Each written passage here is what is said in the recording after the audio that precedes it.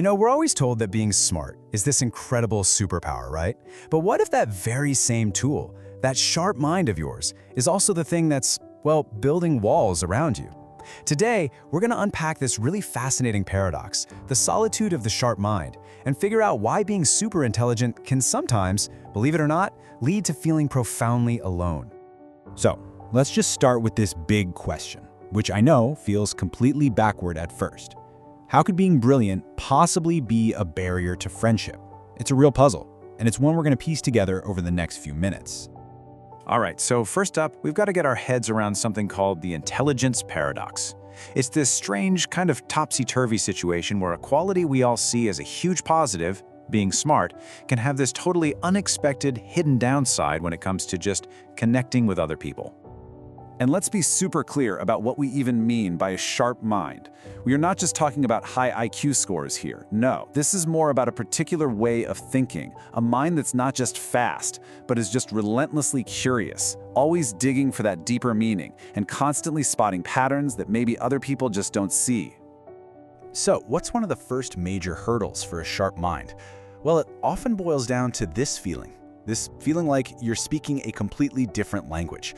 And it's not about big words. It's a fundamental mismatch in what makes a conversation feel, alive and worthwhile. This quote just nails it, doesn't it? It's almost never about someone trying to be difficult or standoffish. It's more like they're tuned into a weird indie radio station while everyone else is listening to the top 40. The signals they don't quite line up.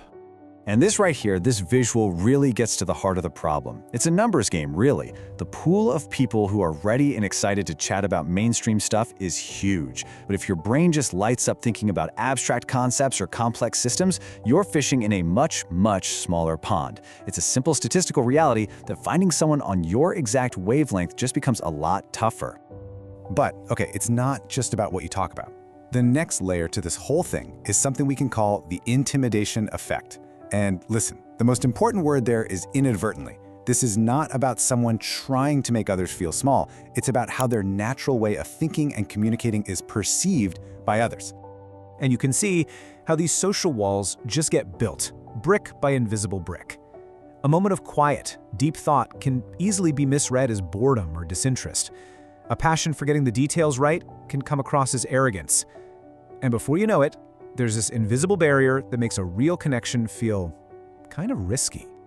It creates a distance that, honestly, neither person ever wanted. And this is so key. At the end of the day, it's a feedback loop of misunderstanding. It's not a conscious judgment. There's no bad guy in this scenario. It's just a classic case of cross signals, where what you mean and how it lands are two totally different things. Okay, so this brings us to our third and maybe the most crucial piece of this puzzle. This whole thing isn't just about hating small talk. It's about a deep, almost primal need for something more. It's a genuine craving for connections that are built on real substance. I mean, just look at the contrast here. For a lot of people, the stuff on the left is the comfortable, easy way to socialize. And hey, there's absolutely nothing wrong with that. But for the sharp mind, it can be absolutely draining. It's like a phone battery just slowly ticking down to zero. They don't just prefer the stuff on the right, they need it to feel energized and seen. That's where they recharge. And I really want to stress this. This isn't about being a snob or feeling above certain topics. It all comes down to a search for one simple thing: resonance. You know that feeling when a tuning fork vibrates and another one across the room starts vibrating with it? That's it. It's about that shared energy you feel when you truly, deeply connect with someone. So, with all these challenges on the table, how do we start looking at this whole situation differently? Let's try a total reframe of the idea of solitude itself. What if it's not a sign of social failure, but actually a deliberate choice? What if we could shift from seeing it as a problem to seeing it as a preference?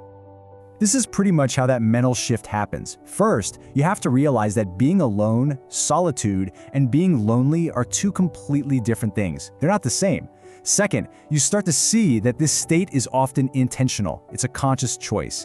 And third, you fully embrace the idea that the goal isn't to have the most friends, but to have the most meaningful friendships, quality over quantity every single time. Just think about that for a second. This suggests that for some people, being alone isn't an empty space at all. It's a full one. It's filled with their own thoughts, their own ideas, their own worlds. It's not a lack of something, but the powerful presence of something. And that really leaves us with one final question to think about. In a world that is so obsessed with follower counts and big social networks, what does true connection really mean? Is the best way to measure it found in the number of people we know, or in the depth of understanding we share with just a precious few?